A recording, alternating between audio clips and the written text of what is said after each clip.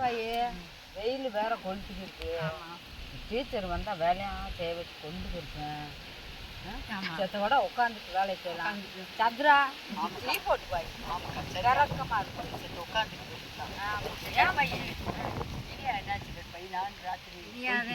இனியாவா கட்டி போட்டுருக்கா செயின்ல போட்டு கட்டி வச்சுட்டாங்க.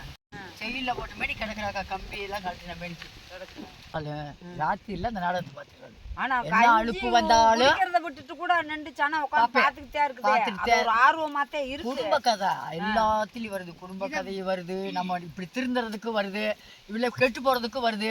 வர்றாளுங்க அதுலயே முயற்சி பண்ணி அந்த நாடகத்தை பார்த்து வில்லியாம ஆயிடுறாளுங்க, நல்லாவும் ஆயிடுறாங்க, சாதுவாவும் ஆயிடுறாங்க. இதுல எதை கண்டுபிடிச்சு எதை வச்சு புரிஞ்சு நடக்கிறவங்க தெரியல. அம்மா வீட்டுல என்ன சொல்றாங்களோ அதை கேட்டுக்கிட்டு கரெக்டா ஹோம்ஒர்க் பண்ணணும், படிக்கணும், சொல்றதை கேட்டு டயத்துக்கு சாப்பிட்டு படிக்கிறதோட இருங்கப்பாண்டு சொல்றவங்க இருக்கு. கெட்டுட்டு போகுதுன்றதானமே இருக்குது. நாட்டு உலகத்துல நடக்குதா? அப்ப ஏன் அந்த நாடகத்தை பார்த்தாலும் திருந்தணுமா இல்லையா?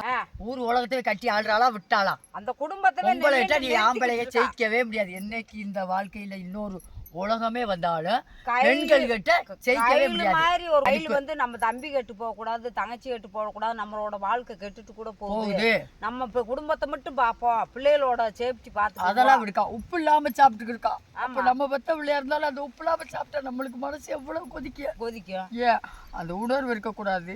நம்ம அக்கா தங்கச்சியில புறாங்க வேலைக்கு சேர்க்கணும், வெட்டிக்கு சேர்க்கணும், சேஃப்டி பண்ணிக்கலாம் தானே இருக்கா. இன்னைக்கு உப்பு இல்லாம இன்னைக்கு சாப்பிடலாம். நான் கட்டிக்கிறேன்னு சொன்னாலும் வேணாம், மனசுல அவளுக்கு இல்ல ஆசையே இல்ல. அந்த குடும்பத்திற்கு ஒசரம் அவ வாழ்றான். பெண்களுக்கு உத்தரவாதம். பெண்களுக்கு மீறினது எதுவுமே இந்த நாட்டு உலகத்துல யாருமே இருக்க முடியாது. முடிச்சு போனது ரைட்டு இல்லக்கா. புருஷனுக்கு தெரியுமா தெரியாது அவளை பிடிச்சு போனது தெரியாதுக்கா. அவன் பாத்தியாச்சுக்கா, இன்னைக்கு செஞ்சது மாமனார் கொடுமை. அந்த பிள்ளைய கொண்டு போய் உள்ள அடைச்சாத்தே இவளை கட்டினாத்தே நம்ம வேற கல்யாணம் முடிச்சு நம்ம நல்லா வாழணும்னு நினைக்கிறான். நல்லா வாழ முடியுமாவே அவன் நினைக்கலாம். அந்த மயம் நினைக்கலாமா? உள்ள ஒடுப்பு தள்ளி விட்டு அழுகுறா, கத்துறா, கதற. திறமைக்கு என்ன தோணுதோ நீ அதை செய்யணும் அப்படின்றப்ப அவன் மூளையில சொன்னது மூளைக்கு பாதிக்குது. சங்கிலி மாதிரி உருவி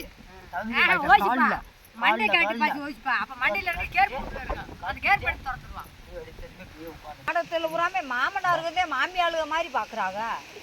எதை எடுத்தாலும் உட்பாத்துட்டே எதாவது குறைஞ்சு சொல்லிக்கிட்டே இருக்காங்க. டீச்சர் வந்து இன்னைக்கு கொல்ல ஓடி போனா நாடகம் பேசுனா நாங்க போய் கலையை வெட்டலாம்.